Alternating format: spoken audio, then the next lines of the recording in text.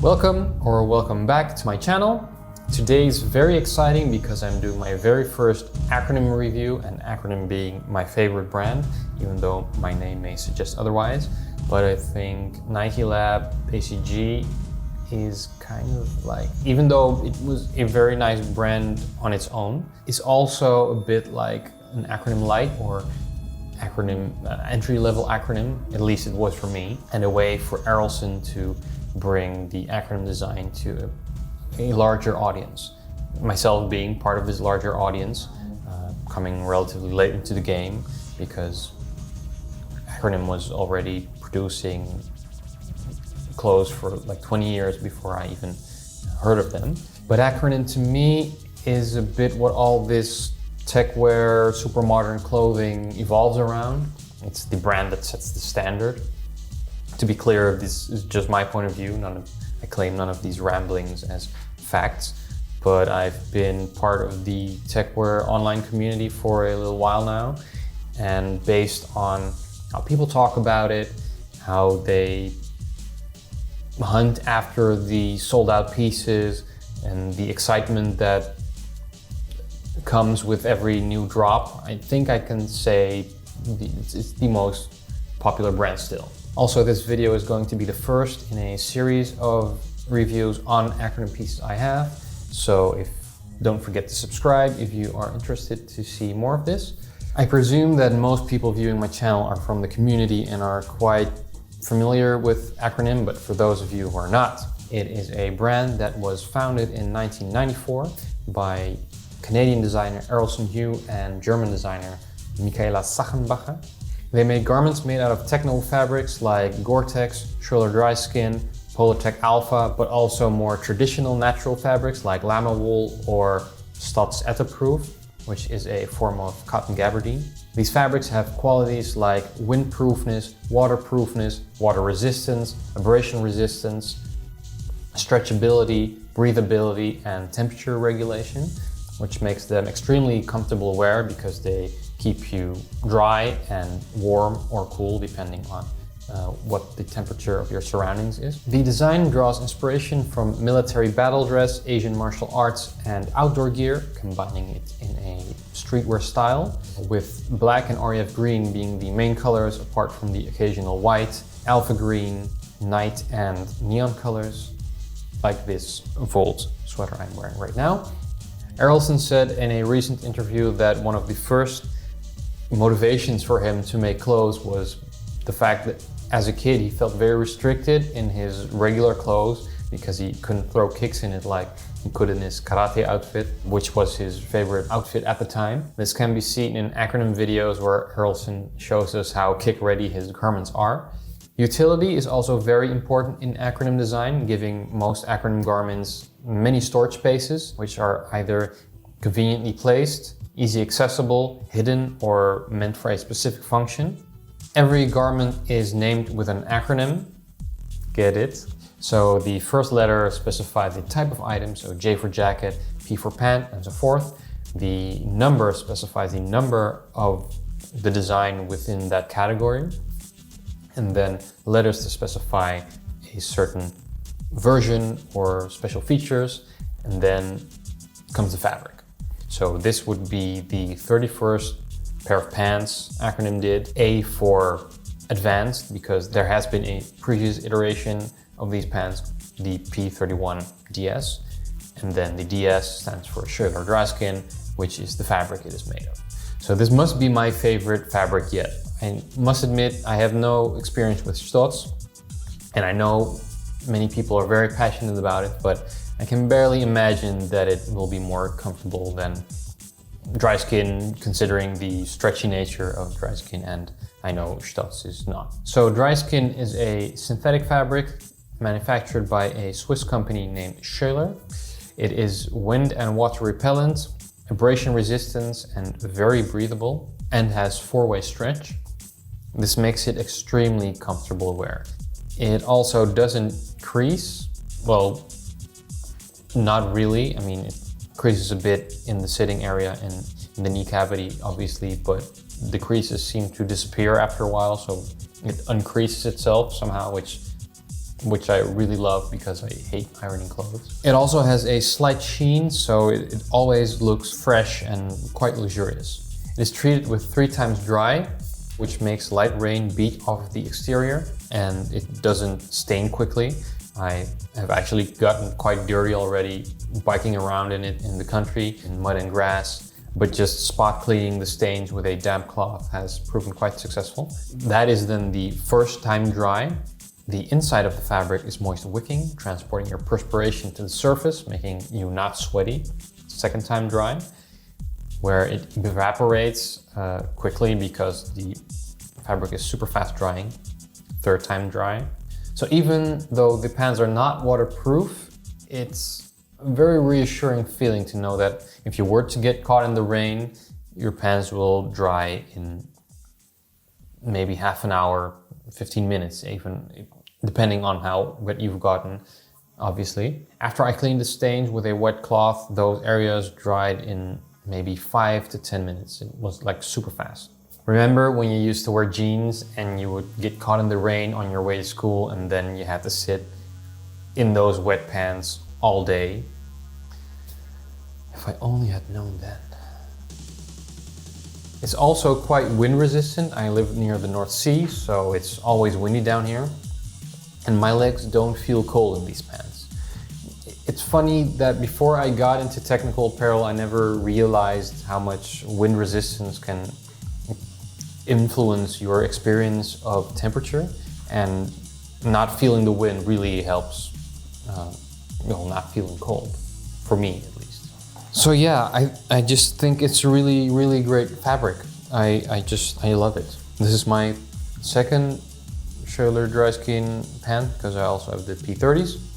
So when I saw these came out, especially in REF green, I was very excited, and I knew I just had to immediately get them. It just feels like I'm wearing track pants, only they feel warmer than track pants, because track pants are usually very not wind resistant, at least in my experience. The outside surface of the fabric is very different than the inside, obviously because the outside evaporates the moisture and the inside wicks it. But so the outside is quite smooth and then the inside is very soft, so that also feels very nice next to your skin. Yeah, that's about it, what I have to say about the fabric.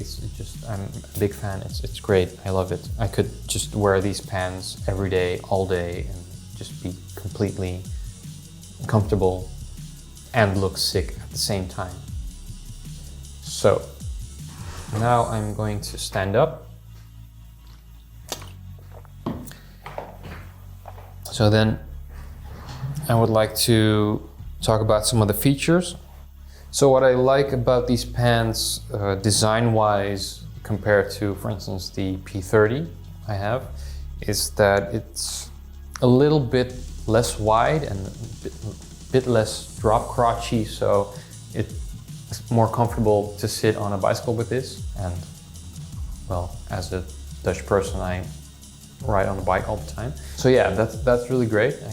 This feels really comfortable on a bike. Also, the knee articulation makes but look at me, I'm showing you how a bike works.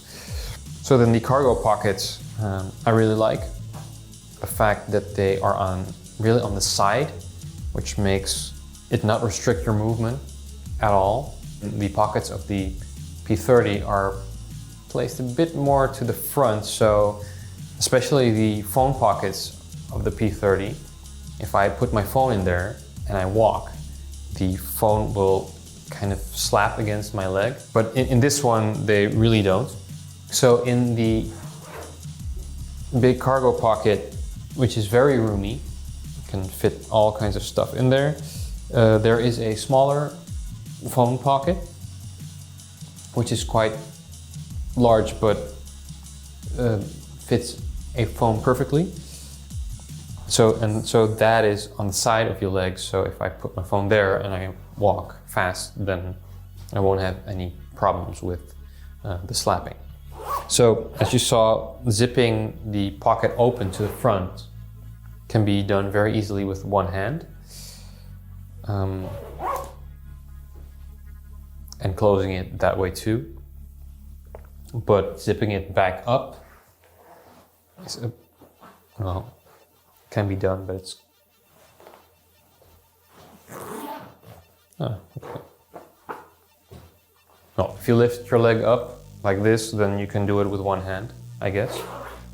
I haven't actually tried it before yet, so.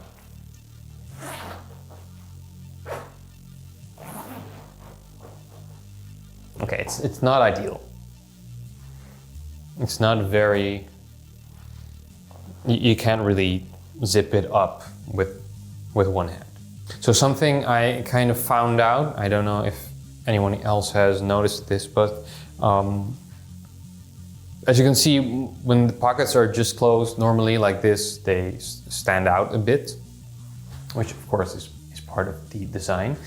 But if you want to have it a bit more neat, you can fold over the zipper, fold it inwards,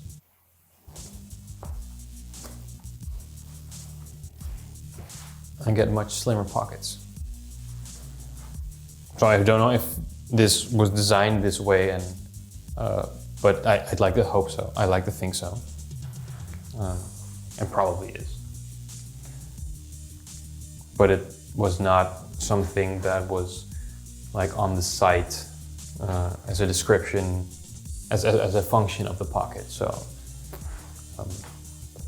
and I don't think I have seen anyone wear it like this. So, okay. So then on the outside we have two cargo pockets with two pockets in the cargo pockets, so which makes 4. And then we have the standard 2 deep pockets on the sides for your hands, which are just open but very deep, and also have so the bottom of the pocket is curved like this. So if you put things in it, it can slide either to the front or to the back of the pocket, which can be convenient if you want to separate things inside your pocket, but also can cause you to think you've lost something.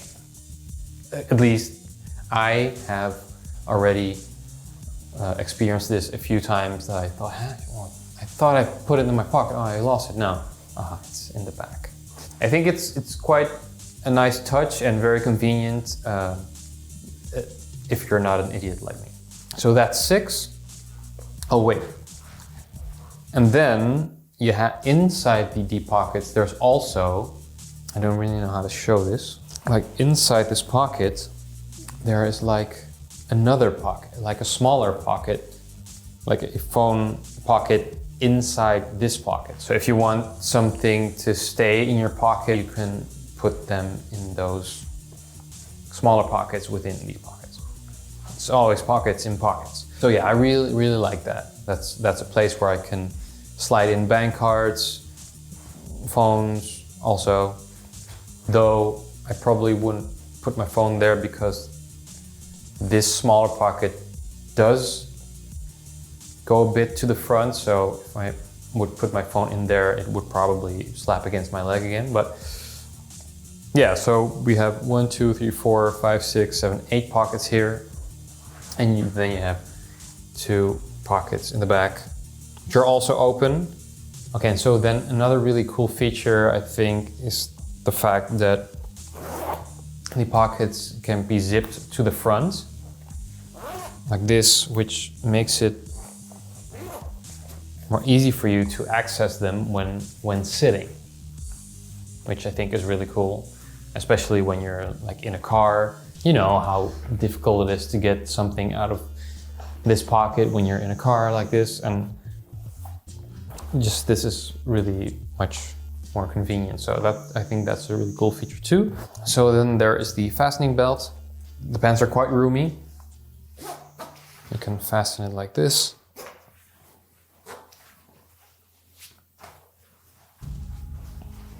Which is nice. Which makes it really easy and fast to put them on and take them off. You don't have to look for a belt and put it through the loops. And I would, however, have liked it if there had been some loops. I mean, I do like hanging a carabiner off it with keys or anything, so Obviously, it wouldn't be logical to put many loops on them for a belt, but maybe just 1 or 2 loops, I don't know, would have been nice. And so then I think the reinforced cuff at the bottom is a nice detail too. The inside of the pant is also another color, so if you pinroll the pant, you get a different color on the pinroll. So this is how they look in the J1A.